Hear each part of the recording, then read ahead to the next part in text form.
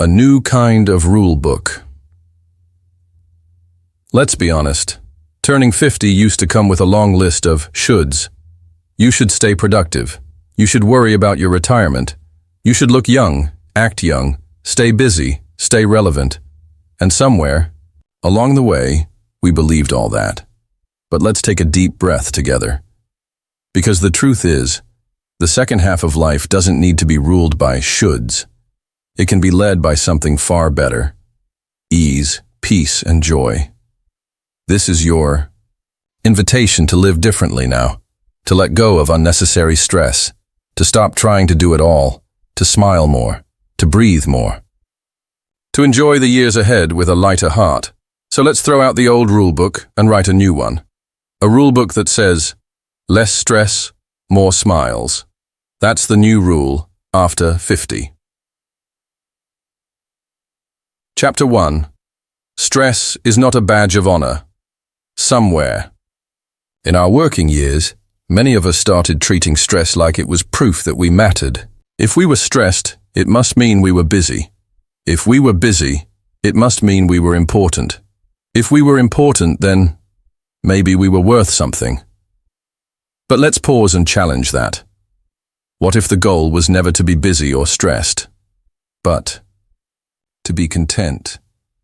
What if peace was the real badge of honor? After 50, you've already proven yourself in more ways than one. You've raised families, built careers, helped friends, weathered storms, and likely lost people you loved. You don't need stress to show your strength. You've already earned your peace, and if no one's told you this yet, you don't need to apologize for wanting a slower pace. You're allowed to rest. You're allowed to say no. You're allowed to choose quiet joy over chaotic obligation. Chapter 2. The myth of falling behind. One of the cruelest tricks society plays is the idea that you can still fall behind at 60 or 70. Behind what? Behind whom? There is no race anymore. There never really was. And yet, we still feel guilty for slowing down. We still compare ourselves to others. To the neighbor who travels constantly. To the friend who still runs marathons. To the person online who seems to have it all figured out. But comparison is a thief. It steals your present joy and replaces it with imaginary pressure. Here's a truth you can rest in. You're not behind. You're exactly where you're supposed to be. This is your life, unfolding at the perfect pace for you. So stop measuring. Stop competing. Choose presence. Choose laughter. Choose ease. Chapter 3. The Art of Saying No. By the time you reach 50 or 60, you've likely spent decades being agreeable. You said yes to things you didn't want to do. You kept the peace. You carried responsibilities that weren't always yours. But now, you've earned the right to be selective, to guard your time like it's sacred, because it is. Saying no is not rude. It's honest. It's a way of saying, I value my peace more than this obligation. And the older you get, the more sacred that peace becomes. So if something doesn't bring you joy, growth, or meaning, you're allowed to pass. Without guilt, without explanation. That's part of the freedom that comes with age. Less stress begins the moment you stop apologizing for protecting your own peace. Chapter 4. Smiling. More isn't silly, it's smart. Some people think that smiling a lot makes you seem naive. But here's what decades of life have taught us. Smiling isn't a sign that life is perfect. It's a sign that you've learned how to find light, even in the dark. Smiles are strength. They're small acts of rebellion in a world that often feels heavy. You smile not because life is always easy, but because you've learned to focus on what's good. A quiet morning, a kind word, a favorite song. These things matter more with age, not less. The more you smile, the more you invite joy in. And joy isn't a luxury, it's a necessity, especially now. Chapter 5. Rest is productive. Let's clear something up. Rest is not laziness. Rest is not wasting time. Rest is not optional. Rest is essential, especially after 50. For years, you may have run on empty. You got things done. You held everything together. You carried more than most people ever saw. And maybe you forgot what it felt like to just stop. Now is the time to remember. Resting doesn't mean doing nothing. It means reconnecting. With your body, with your thoughts, with your soul. A nap in the afternoon isn't indulgent. It's wisdom. A slow walk through the garden isn't a waste of time. It's medicine. Turning off the news and sitting in silence isn't escapism. It's self-care. After 50, your body and mind crave gentler rhythms. Honor them. You've earned this slower, softer pace. Chapter 6. Rewriting Success. What does success look like now? In your 30s, it might have meant promotions, paychecks, packed schedules. In your 40s, it could have meant being everything to everyone. But in your 50s, 60s, and beyond, success starts to mean something very different. Now success is waking up without dread. It's being able to move your body with grace. It's spending time with people who lift your spirit. It's going to bed with peace, not pressure. Maybe success is finally letting go of what doesn't serve you. Maybe it's creating space for what you love. Maybe it's doing less and enjoying more. You don't need to climb anymore. You don't need to chase. You've arrived. Chapter 7. Reconnecting with Joy. Remember what used to make you laugh, what used to make you feel alive. It's easy to lose those things when life gets busy, noisy, complicated. But joy doesn't disappear. It just gets buried. Under the weight of years, now is the perfect time to uncover it again. Try things just because they delight you. Paint, even if it's messy. Dance, even if you haven't in decades. Sing, even if no one else is listening. Laugh out loud, even when people raise an eyebrow. Joy is not reserved for the young. In fact, real joy, the deep, lasting kind, is something only age can truly appreciate. You've been through enough to know how precious it is. So give yourself permission to seek it, unapologetically. Chapter 8. Letting go of control. After 50, one of the most powerful lessons is this. You don't have to control everything. You don't have to have all the answers. You don't have to fix everyone's problems. You don't have to carry every burden. You can let go. You can trust that things will unfold, even if you're not managing every detail. Yes, it's hard, especially if you spent years being the one everyone leaned on. But letting go is not weakness. It's wisdom. It's saying, I trust life. I trust others. I trust myself. You can relax now. You've done more than enough. Chapter 9. The Beauty of Ordinary Days. In youth, we crave excitement. Big moments, big achievements, big plans. But as we age, we start to see the beauty in the ordinary.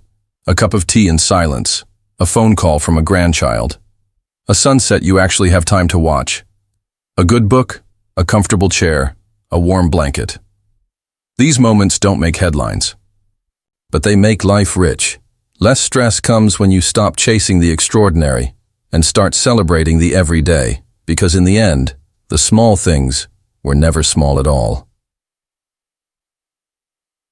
Chapter 10. You don't have to prove anything anymore. 1. Of the great freedoms of growing older is this. You're done proving yourself. You don't have to impress anyone. Not your co-workers, not your children, not your neighbors, not the world. You've already lived enough, achieved enough, endured enough. And if someone still doesn't understand your worth, that's not your burden to carry. You no longer need to chase approval. Your life is your own. Let it be shaped by your values, not someone else's expectations. You are free to just be. And that is more than enough. Chapter 11. The Power of Gentle Routines. There's something deeply comforting about a simple routine, not the rigid, overscheduled kind, but the kind that wraps around your day like a soft blanket. Morning coffee. By the window, a daily walk through the neighborhood, tending a few plants, calling a friend on Sundays. Routines bring rhythm, rhythm brings calm, and calm invites joy. You don't have to fill your day with a dozen activities. Sometimes doing just a few meaningful things is the real luxury. After 50, less is often more, and gentle routines are how we return to ourselves. Chapter 12. Aging is not losing, it's becoming. The world tells us that aging is about losing looks, losing speed, losing relevance. But what if aging isn't about losing, but about becoming? Becoming more grounded, more self-aware, more compassionate. More yourself. Yes, your body may change. Yes, certain things may feel harder. But your soul, your wisdom, your presence, those grow richer with time. You are not fading, you are deepening, becoming something even more beautiful than before. Chapter 13. Choosing your circle. At this stage, one of the most loving things you can do for yourself is this. Surround yourself with people who feel like peace. You don't have time or energy for drama, or gossip, or judgment. Choose friends who make you laugh from the belly, who let you speak without performing, who sit with you in silence and make it feel like music. Let go of relationships that leave you drained. Even if you've known them for years, even if it feels hard, peace is priceless. And the people you keep close should honor that peace, not disturb it. Chapter 14. Living slower, loving deeper. In a world obsessed with speed, choose slowness. Eat slowly. Talk slowly. Drive slowly. Love slowly. When you move slower, you notice more. The sparkle in someone's eyes, the smell of the rain, the feeling of your feet on the earth. Slowness doesn't mean you're falling behind. It means you're finally catching up with your own life. Love deeper too. Say I love you more often. Hold longer hugs. Write letters. Forgive more easily. You've learned that life is fragile. So live it with tenderness. Let slowness and love be your legacy. Chapter 15.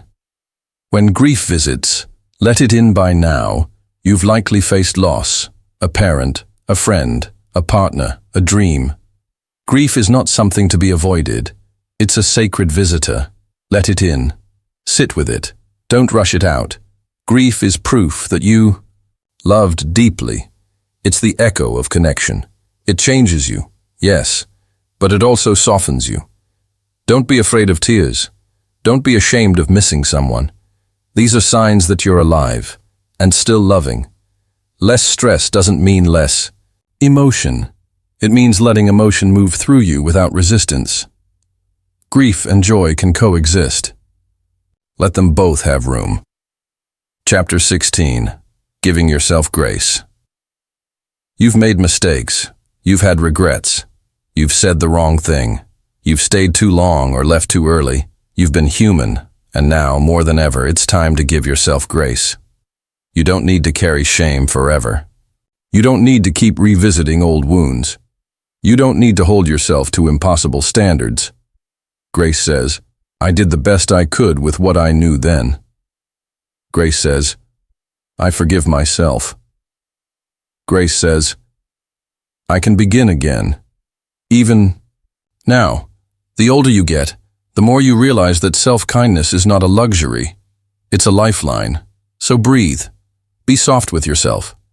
You're still learning, and that's okay. Chapter 17. Let the quiet moments lead. Not every moment has to be meaningful. Not every day needs to be packed. You don't have to squeeze purpose into every breath. Sometimes a quiet day is a gift. Sometimes doing nothing is doing something important. Let the quiet lead you. to stillness, to reflection, to gratitude. There is a kind of wisdom that only silence can reveal. And now you have the time to listen. Let that be enough. Chapter 18. Your presence is the gift. You may no longer run marathons. You may forget names now and then. You may move slower or need more rest. But your presence still matters deeply. To your family, to your community, to the world. You don't need to do anything to be valuable. You just need to be. Your stories, your humor, your hugs, your hard-won wisdom. These things are treasures. Never underestimate the power of simply being present. You are enough, just as you are. Chapter 19. Gratitude changes everything. Want a simple way to invite more smiles into your life? Practice gratitude, actively, daily, even in the small things. Gratitude doesn't require a perfect life. It just asks you to notice the good that's already here. Warm sunlight on your back. A favorite mug. A friend who checks in. The sound of birds in the morning. When you focus on what you do have, what's missing feels smaller. Gratitude doesn't erase difficulty, but it lifts your heart through it. Start and end your days with thanks. It will change how you move through the world. Chapter 20. The new rule in practice. So what does less stress, more smiles actually look like in real life? It looks like letting go of things you can't control, saying no without guilt, drinking your tea slowly, taking deep breaths often, spending time with people who make you laugh, letting yourself rest when you're tired, speaking kindly to yourself, remembering that your worth isn't tied to your productivity, smiling, not because life is perfect, but because it's still beautiful. This is not a prescription, it's an invitation. You get to live differently now. You get to live better, softer, gentler, truer, less stress, more smiles. That's your new rule. You've earned this peace. Let's end where we began, with a deep breath. You are not who you were at 25 or 40, and that's a good thing. You are wiser, more aware, more whole. This season of life is not a fading, it's a flowering, a time to savor, not rush, a time to relax into who you've become. The world may keep spinning fast. Let it. You can move slower now, with joy in your heart, with peace in your bones, with a smile that says, I've made it through and now I choose ease. Because you deserve a life that feels good on the inside. And after everything, you've earned it.